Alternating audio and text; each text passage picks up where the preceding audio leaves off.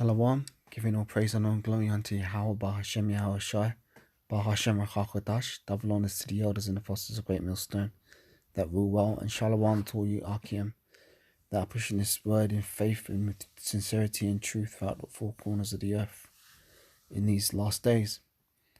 We are the real Hebrew Israelites, the real Israelites, you so-called Negroes, Latinos, Hispanics, and Native Americans, West Indians, and West Africans predominantly. However, you are going to get Israelites who look like the other nations, because Israel has been scattered amongst all peoples throughout various captivities, and therefore we're going to look like all people. But if your seed line, which is your nationality, goes back to the man named Israel in the Bible for the lineage of your fathers, then you too are an Israelite no matter what you look like. And so, I'm going to do another lesson here. This is an interesting little clip that was put up on RT recently, and it's called America's Vietnam War Legacy. Now, if I'm honest, this is a very tame video. It doesn't show...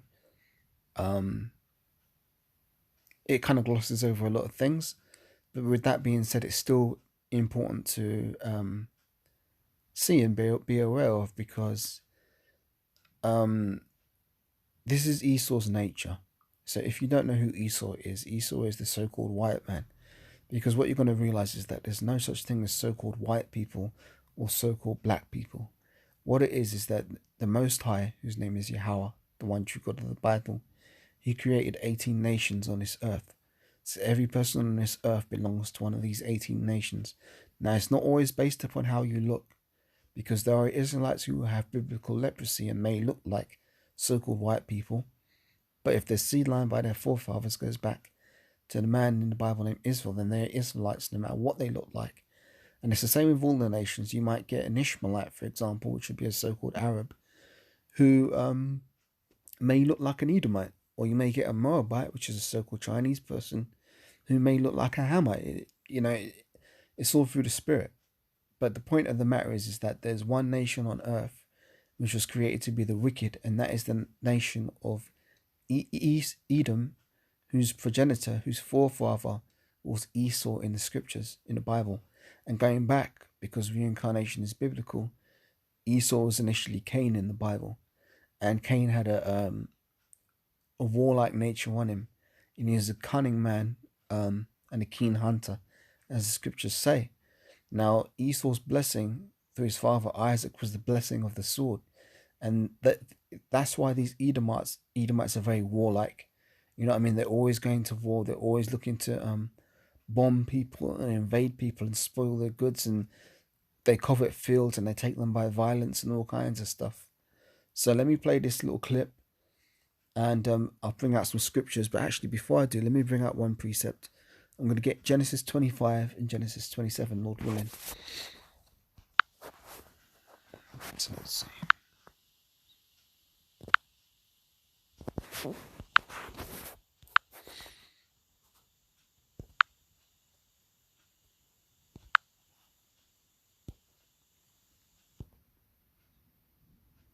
All right, let's get into the account of the beginnings of the nations of Esau and then the nations of Edom, Salakia, and the nations of Israel. Bear me a moment.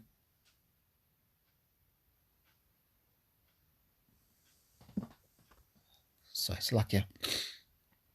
All right, so it says, and these are the generations. This is Genesis 25 and 19.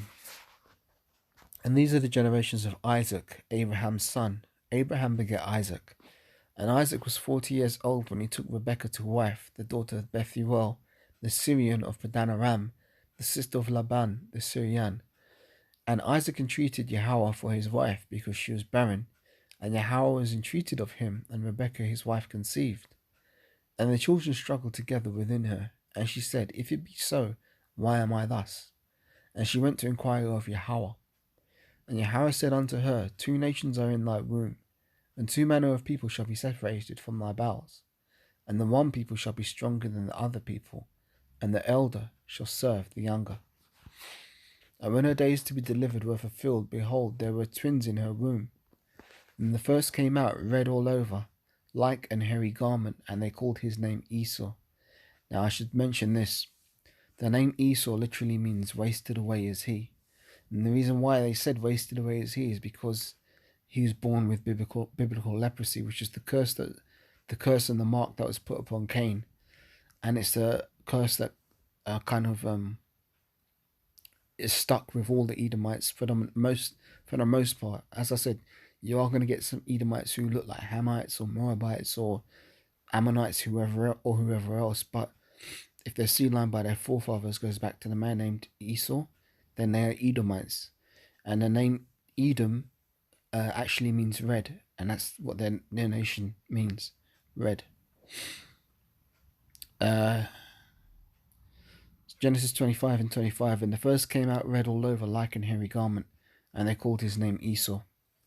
And after that came out his brother, and his hand took hold on Esau's heel, and his name was called Jacob. And Isaac was 80 years old when she bare them, which means he was 60, because a score is 20. And the boys grew, and Esau was a cunning hunter, a man of the field, and Jacob was a plain man dwelling in tents. And Isaac loved Esau because he did eat of his venison, but Rebekah loved Jacob. And Jacob sowed pottage, and Esau came in from the field, and he was faint. And Esau said unto Jacob, Feed me, I pray thee, with that same red pottage, for I am faint. And therefore was his name called Edom. And that's why you can always tell Edomites, because they tend to like their food with the blood in it. Like they eat their rare steaks and stuff like that. You know, they love their to eat their meat while it's still pink and bloody, and they call it juicy. It ain't juicy, it's fucking nasty, because you're not supposed to consume blood. You know, you're supposed to drain all the blood out of the meat before you consume it. But Edomites don't do that, and that's a mark as to how you can tell who's who on these who's who on the planet by their characteristics, which are often broken down in the Bible to show you who is who. So let's continue. It says and Jacob said, Sell me this day thy birthright. And Esau said, Behold, I am at the point to die. What profit shall this birthright do to me? And Jacob said, Swear to me this day. And he swore unto him, and he sold his birthright unto Jacob. Then Jacob gave Esau bread and pottage of lentils, and he did eat and drink, and rose up and went his way. Thus Esau despised his birthright. Now let me jump into the account of the blessing.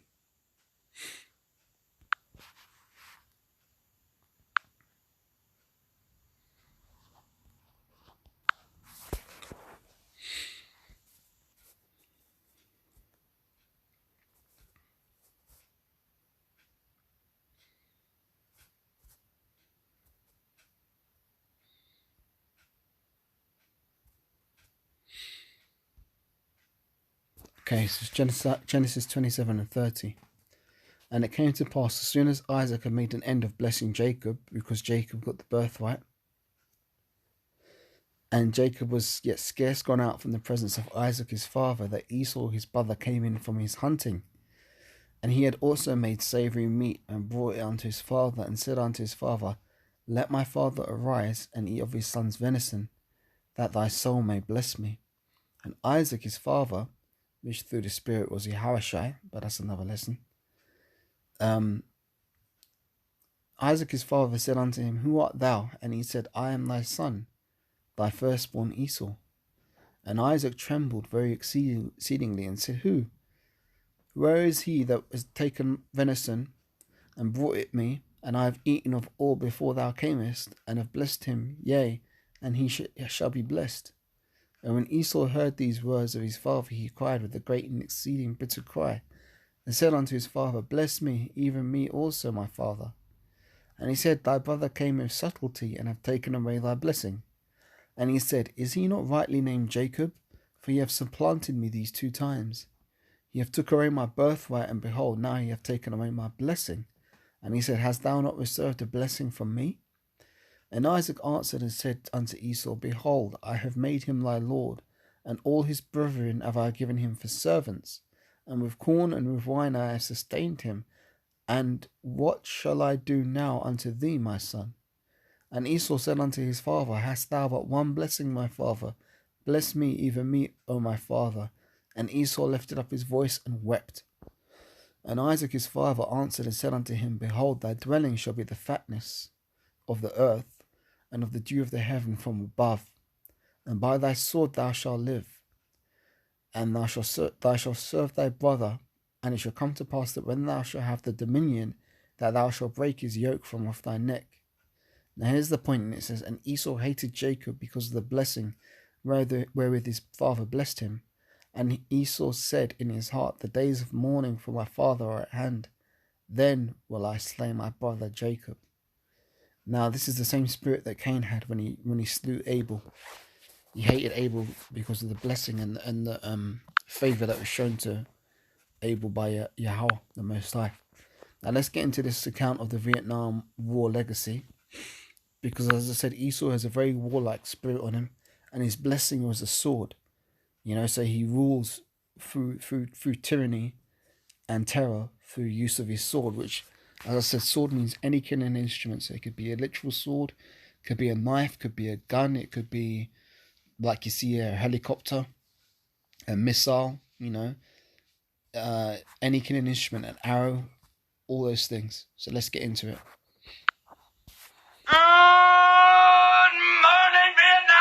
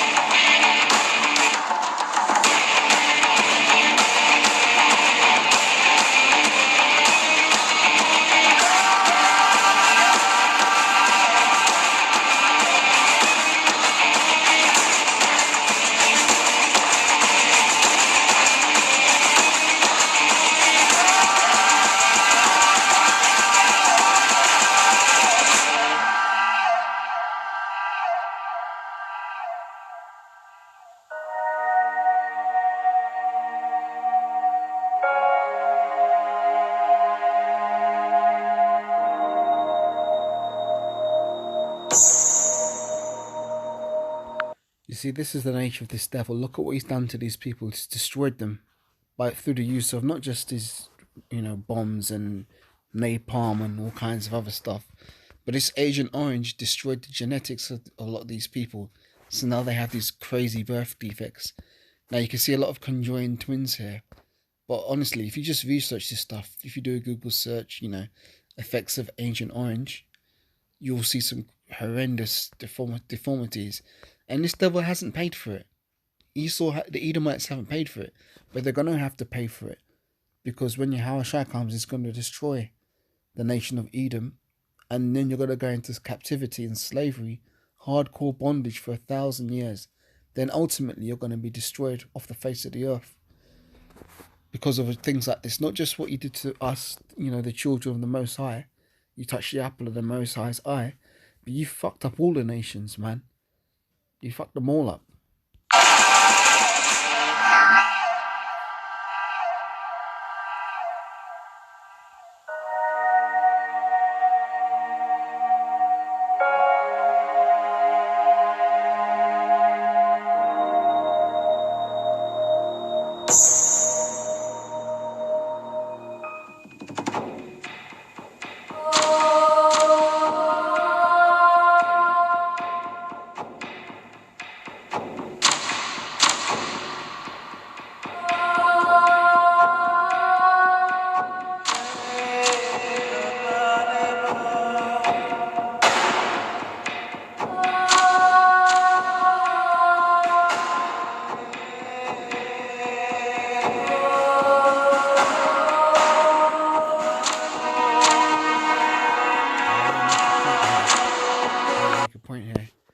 none of you Edomites are righteous, man. Even you hippies were fucking wicked as all hell. Talking about make love, not war. What does that do? That just leads to adultery. And what is the judgment for adultery? The judgment for an adulterer or adulteress is that they're supposed to be put to death. But you basically created a culture where promiscuity was the new norm and it was seen as acceptable, and it's led us to where we are today, this wicked society where everybody's a freak, everybody's sleeping with everybody. And there's just mad pollution and filthiness. As the scriptures say, the earth is defiled under the inhabitants thereof. Let me just play the rest of the video and then I'll bring out some scriptures and precepts for edification's sake.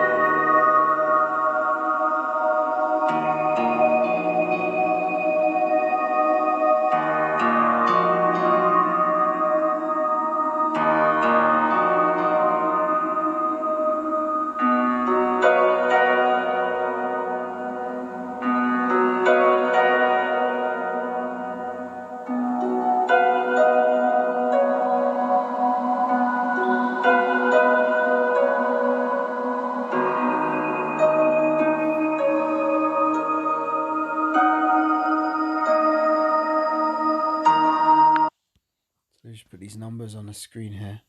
So according to these statistics, supposedly the amount of American soldiers killed in the Vietnam War was 58,307, injured 303,614.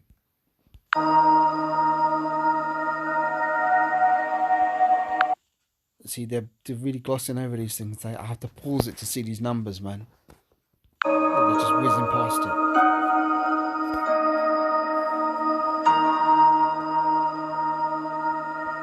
So it says in 1993, the Medical Journal of Federal Practitioner estimated that 20,000 Vietnam veterans had committed suicide.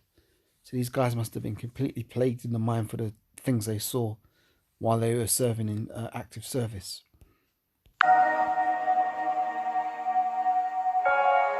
South Vietnam killed 250,000, injured 1 million, I guess.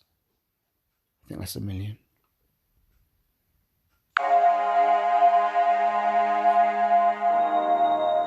North Vietnam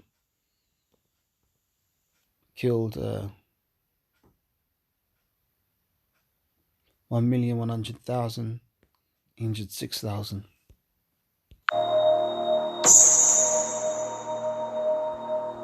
Civilian death toll in both parts of the country between 1954 and 1975 is estimated at 2 million. I guess that's 2 million, I think. It's lucky I'm not that good with big numbers. So there you have it. So let's get some scriptures.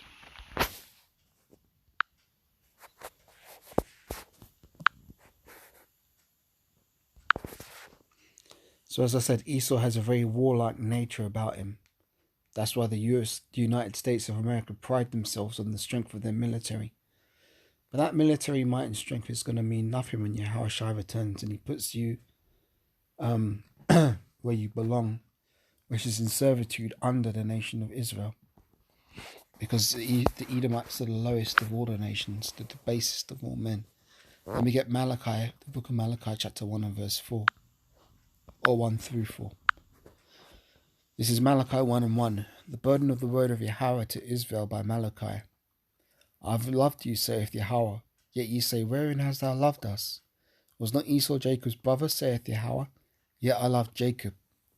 And I hated Esau, and laid his mountains and his heritage waste for the dragons of the wilderness. Whereas Edom saith, we are impoverished, but we will return and build the desolate places. Thus saith Yahweh of hosts, they shall build, but I will throw down, and they shall call them the border of wickedness, and the people against whom Yahweh hath indignation forever. So, what else do I want to get? Let me see if I can find any other precepts I want to get. He that live by the sword shall die by the sword is a good one.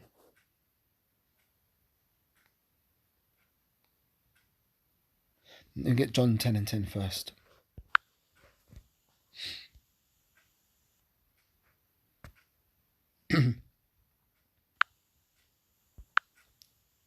This is the book of John, chapter 10 and verse 10. It says, "The thief cometh not, but for to kill..." Start again. "The thief cometh not, but for to steal, and to kill, and to destroy.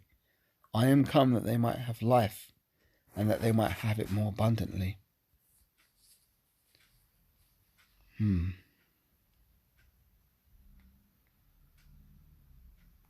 This is going to get Micah chapter 2 and verse 1.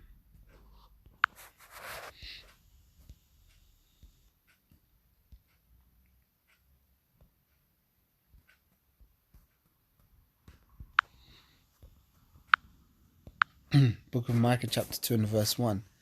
"Woe," meaning destruction, "to them that devise iniquity, and work evil upon their beds. When the morning is light, they practice it, because it is in the power of their hand. And they covet fields, and take them by violence, and houses, and take them away. So they oppress a man and his house, even a man and his heritage." You know?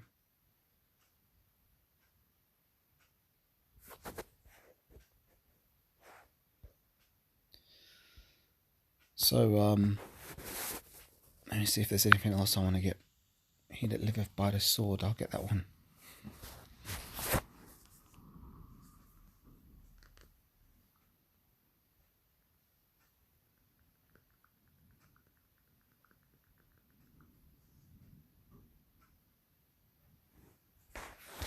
This is Matthew 26 and 52.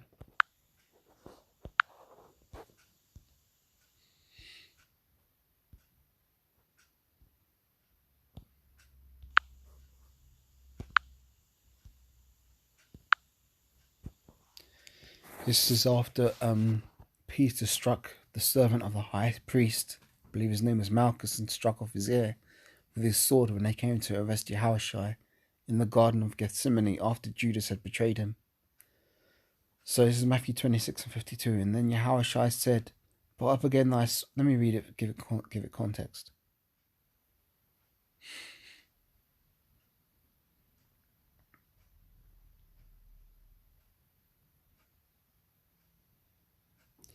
Alright, let's read from 45, 26 and 45. Matthew 26 and 45, it says, "Then cometh he to his disciples, and saith unto them, Sleep on now, and take your rest. Behold, the hour is at hand, and the Son of Man is betrayed into the hands of sinners. Rise, let us be going. Behold, he is at hand that doth betray me. And while he yet spake, lo, Judas, one of the 12, came, and with him a great multitude with swords and staves from the chief priests and elders of the people. Now he that betrayed him gave them a sign, saying, Whomsoever I shall kiss, he is the same. That same is he. Hold him fast. And forthwith he came to Yahushua and said, Hail, Master, and kissed him. And Yahushua said unto him, Friend, wherefore art thou come? Then came they and laid hands on Yahushua and took him. And behold, one of them which were with Yahushua stretched out his hand and drew out his sword, and struck the servant of the high priest, and smote his ear off. And Yahushua said, Put up again thy sword into its place, for all they that take the sword shall perish with the sword. Thinkest thou that I cannot now pray unto my Father, and he shall presently give me more than 12 legions of angels? But how then shall the scriptures be fulfilled, that thus it must be? So basically, that was a cut there, in no pun intended, but that was a cut there for all those that live by the sword. And Esau's nature is to live by the sword. So therefore, he that liveth with the sword shall be destroyed with the sword. Which is ironic because Esau's going to be destroyed with the blessing that Isaac blessed him with. And also Isaac, who is Yahushua in the reincarnation, is going to destroy Esau with that same blessing that he gave him. Let me get Isaiah 66 and 15.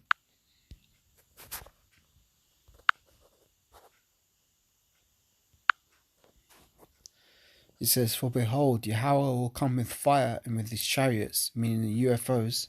The UFOs are actually IFOs. They're identified in the Holy Scriptures as the chariots of Yahweh, the chariots of the Lord. And that's what Yahushua is coming back in, a great chariot. And it's going to destroy Esau and all the nations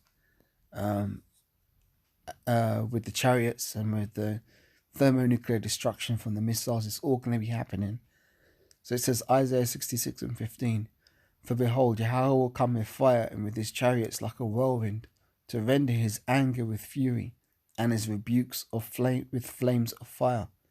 For by fire and by his sword will Yahweh plead with all flesh, and the slain of Yahweh shall be many." And the slain of Yahweh shall be many. So with that, I'm going to close this little lesson out here, giving all praise and all glory unto Yahweh, Baruch Hashem Yahushai, Baruch Hashem HaKadosh, and as always, giving double honors to the elders and apostles of Great Millstone that rule well. And Lord willing, this lesson was edifying to the hopeful elect. Stay strong, stay in the spirit, keep praying, stay in the truth. So yeah, till the next time I'm over to do another lesson, Lord willing, I'll say shalom.